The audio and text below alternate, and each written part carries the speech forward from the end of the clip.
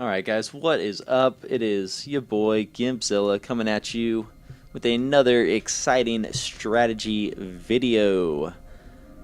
First off, I just want to start by saying what's up to all the new recent subscribers. I've had a ton of unexpected activity on my channel recently.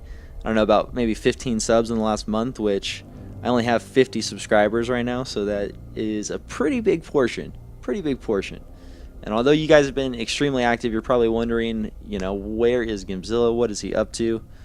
And I thought I would make a video to update you. So here we are. This is basically an early access title that I've been messing around with on the Steam Greenlight channel, or I don't know what it is. It's Steam Early Access.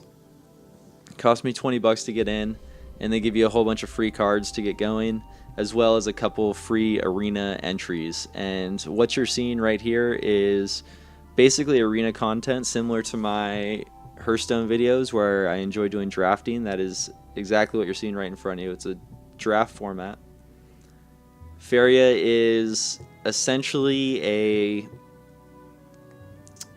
I'd say it's a hybrid of Magic the Gathering and Warhammer 40k.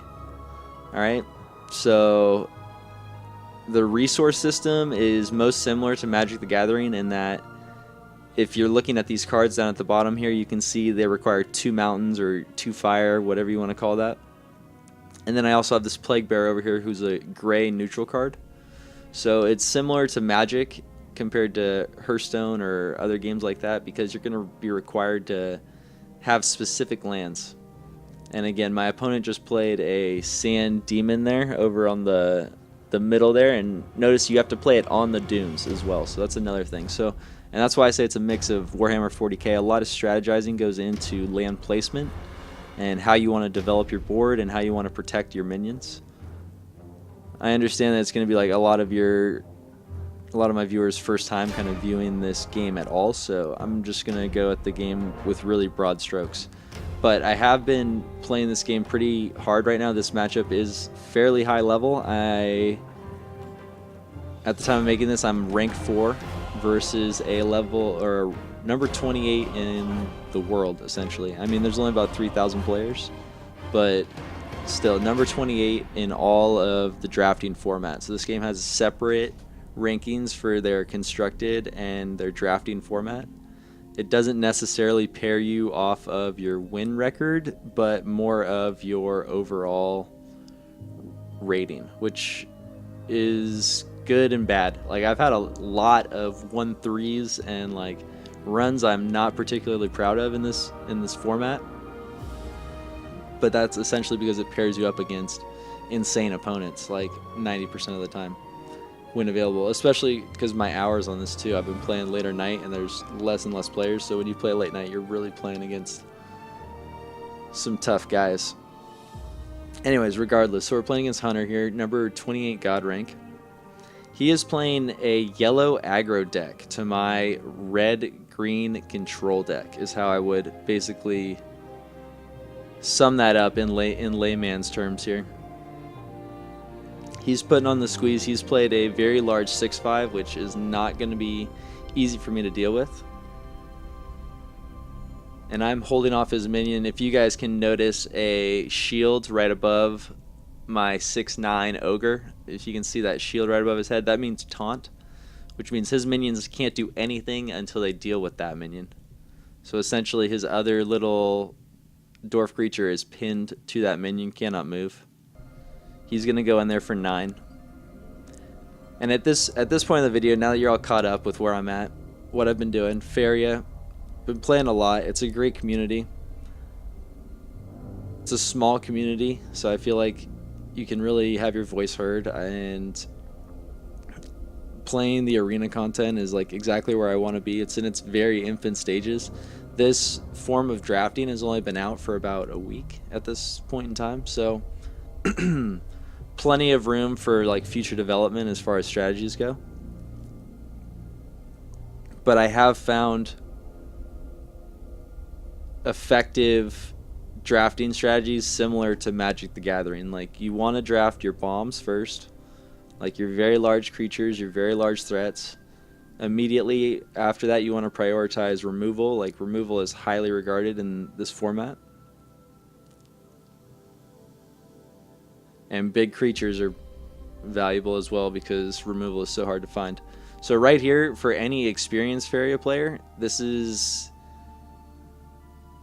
some advanced play going on right here. So I dropped the 5 health taunter right there in the middle, knowing that his 4/2 can't do anything about it. Like, his 4/2 can't attack it, so his 9/6 is going to be forced to trade into that. And then once his 4/2 flies up, he's still going to have to deal with my 6/2 taunt ogre. Like, even if he flies next to my god orb, he won't be able to attack. And I'm trying to set up a large combo with my Plaguebringer down in the bottom right. My 2/1, when he dies, he's going to deal 2 damage to all creatures. And it's a very risky play, essentially. Yellow is known for extremely fast attacks and haste creatures, and basically exactly what's going on right now. Aggro to my face. So I am very much on the back foot right now.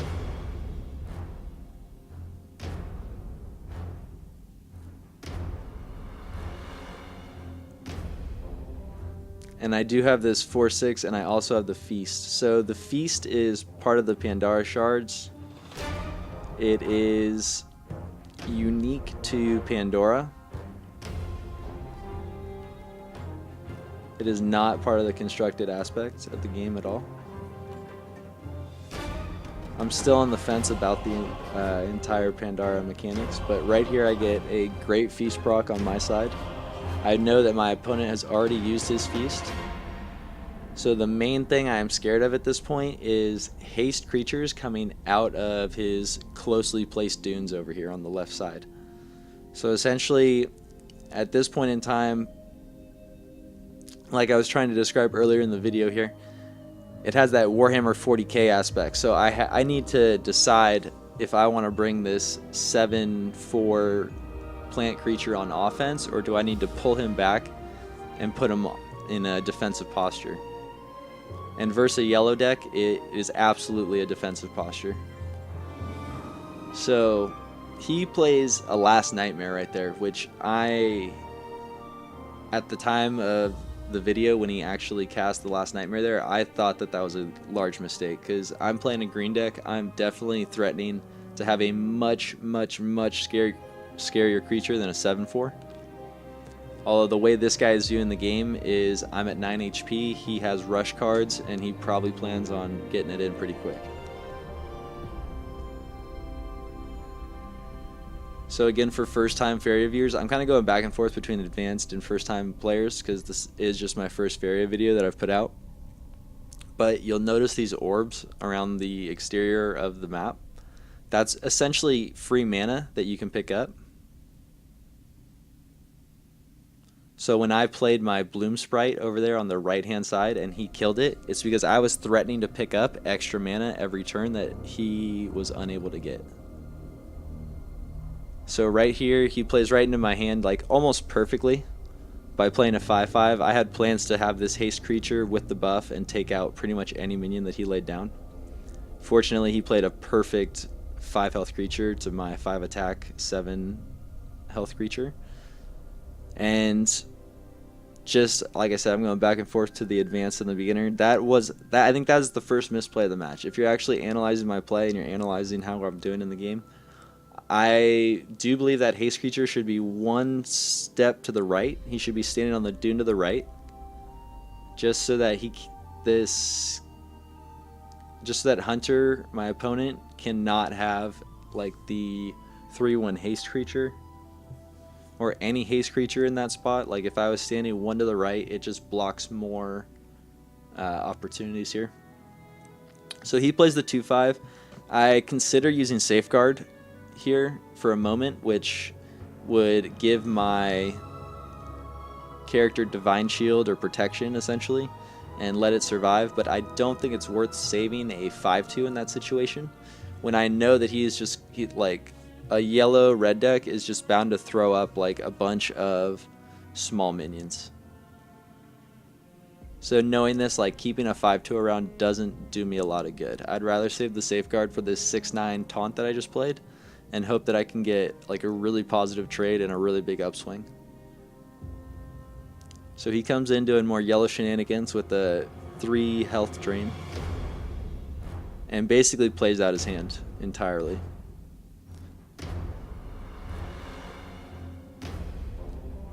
At this point in time, I consider doing the safeguard, but here's a good training moment for everybody. Make sure if you're considering doing a draw, you should always be playing your draws first, because you never know necessarily what's going to come up. It's not really going to alter my play too much here. I ultimately do go for the safeguard and killing the 4-3, but it's just good habit that if you're going to be drawing, then you should probably draw first. Alright, and at this moment in time, as far as state of the game, we have moved fully into Pandora, so the extra mana wells along the exterior are depleted, and they're not going to respawn. This is another essential play, again on the high level. This replay right here, if you analyze it, I'm not sure if I should be even doing a beginner one or if I should just go and do an in-depth analysis, because at the very end here it gets very technical. So right here, this Grim Guard threatens that whenever I attack the Grim Guard, he will deal 2 damage to my hero. Alright, so essentially I was forced to use all of my spells to remove that creature just to avoid any extra damage on my person. I'm at 4 HP right now, which is, it's pretty much nothing when you're versing a yellow-red deck. They have so much burn and haste creatures available to them. But right here I go for literally the best defense that I can muster. I get my Ogre and I use my charge Warhorse creature to move my 3/8 taunt across the map. So now I'm blocking both of his closest nodes to my orb. He's unable to spawn creatures and attack me. Essentially, if he spawns his haste creature up on the top middle dune and he charges down, he's still forced to deal with my 6/2 taunt. I start pecking away at the top end with my Horse Rider and my Bloom Sprite. And basically now all the threats on him. He's pooling cards, he's pooling mana. I imagine him playing a very large turn, probably next turn.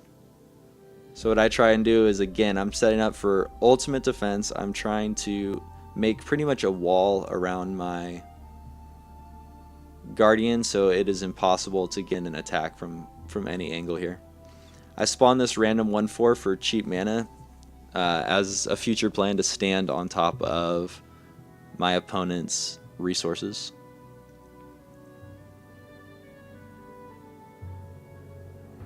So he has another Malevolent Spirit right here, putting me down to 1 HP, and at this point I am sweating bullets. I am just saying, there really are just so many cards in the red and yellow arsenal that are scaring me at this point. So I am never give up, never surrender. I top deck an awesome large green creature, which is exactly what I needed to pull in this moment, so that I have potential to race my opponent on the other end of the board. So what I've done here is I've set up a large barricade around my orb, making it almost impossible for any charge creature. I have lost in these situations. I don't want to say I haven't lost. Like, there are shenanigans that can be done, and it's really unavoidable.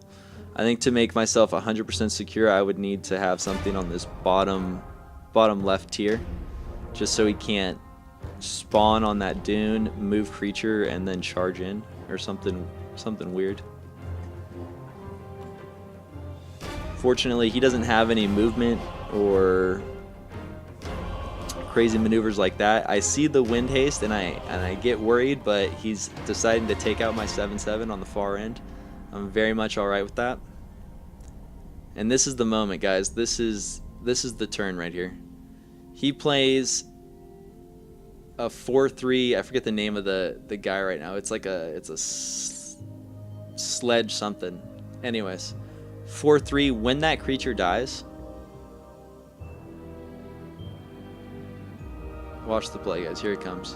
When that creature dies, he deals 2 damage to my opponent, which essentially kills me. So I'm going to do it in replay. I can't play the Tiki Caretaker because I need to firebomb my own unit so that his 4/3 cannot kill my guy.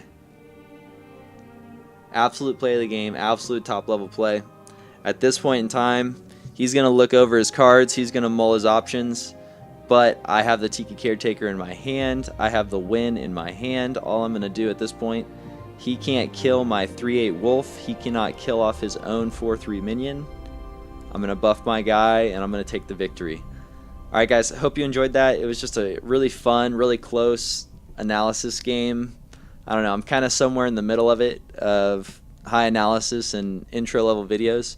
I definitely plan on making some more content for Faeria, but if you guys enjoyed this video, I'd really appreciate it if I could get thumbs up on the videos. Those help expand my content to like more people, and especially in a game like Faeria right here, it's important that I just pop up on random people's feeds and just show them content and just show them, hey, this is Faeria, you guys should buy it on Steam Summer Sale. It's under $10, and we'll just get a bigger player base, guys. So I'm going for like 10 likes on this video if possible. I would really appreciate a thumbs up, and I will see you guys next time. All right, Gimpzilla out.